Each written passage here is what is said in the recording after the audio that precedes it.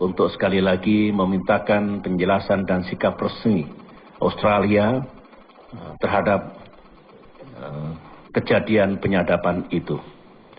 Saudara-saudara, tentu kita harus terus melangkah ke depan, melihat ke depan, dan oleh karena itu maka ada 3 hal yang Indonesia akan lakukan ke depan ini. Pertama, menggarisbawahi yang telah saya sampaikan tadi, di hari-hari mendatang ini, Indonesia tetap menunggu penjelasan dan pertanggungjawaban Australia atas kasus penyadapan itu. Yang kedua, berangkat dari kasus penyadapan itu terhadap Presiden Indonesia dan sejumlah pejabat Indonesia, sebagaimana yang saya katakan melalui Twitter yang saya lepas 2 hari yang lalu, maka sejumlah agenda kerjasama, saya ulangi lagi, sejumlah agenda kerjasama akan kita lakukan review. Yang jelas, untuk sementara, atau saya meminta dihentikan dulu,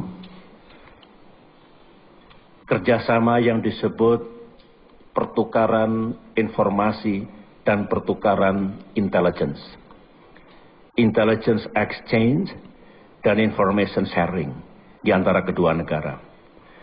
Saya juga minta dihentikan dulu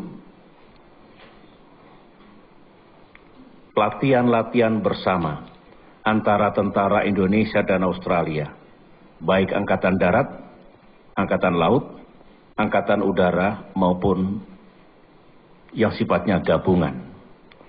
Saya juga minta dihentikan sementara yang disebut dengan Coordinated Military Operations.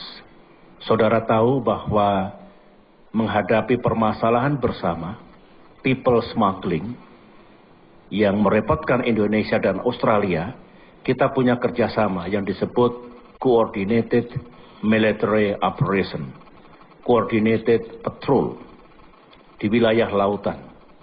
Ini saya meminta dihentikan dulu sampai semuanya jelas.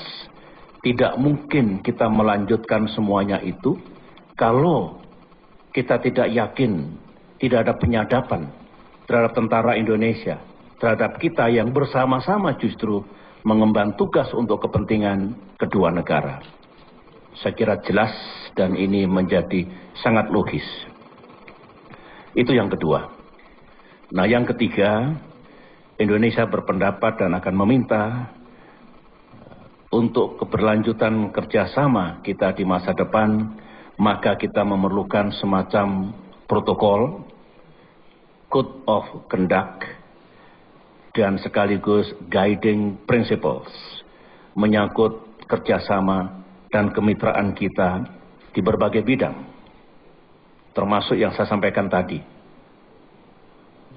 Latihan-latihan bersama tentara Indonesia Australia, kerjasama dalam menghadapi ancaman people smuggling, lantas juga kerjasama pertukaran intelligence dan informasi.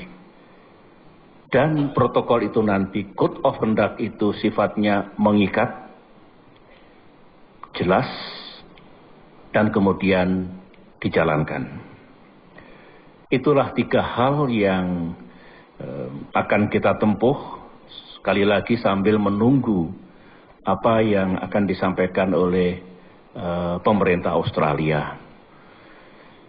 Karena saudara-saudara, saya masih berharap, saya yakin Australia juga berharap, apalagi harapan rakyat kedua bangsa, rakyat Indonesia dan rakyat Australia, kita masih bisa menjalin hubungan dan kerjasama yang baik setelah kita mengatasi masalah ini.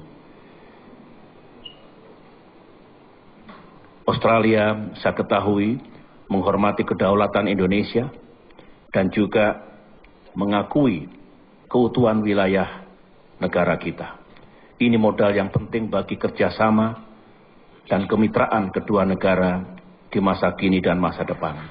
Oleh karena itu, saya berharap kita selesaikan dulu kita atasi ini semuanya, dan kemudian dengan review kita bikin aturan-aturan yang baru, perjanjian-perjanjian yang baru kita melangkah ke depan untuk melanjutkan hubungan baik, kerjasama dan kemitraan kedua negara.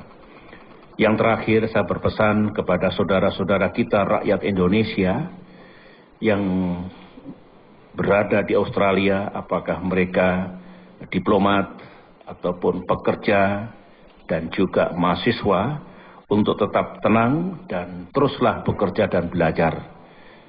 Pemerintah Indonesia tentu bersama-sama dengan pemerintah Australia memiliki tugas dan kewajiban untuk mengatasi masalah ini.